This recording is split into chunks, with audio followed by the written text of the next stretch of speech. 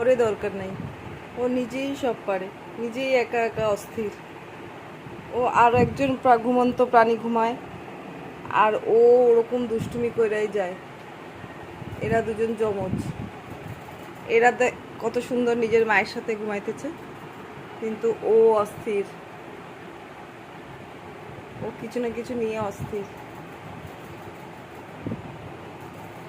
এবার কি করে কি করবে চিন্তা করছে।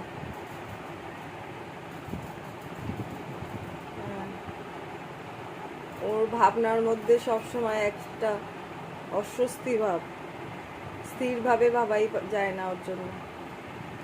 ওই যে, ওই যে, ওই যে শুরু, ওই যে কি একটা পেয়েছে জানে। এবার এবার ওর ঘাড়ের ওপরে, এবার ওর ঘাড়ের ওপরে।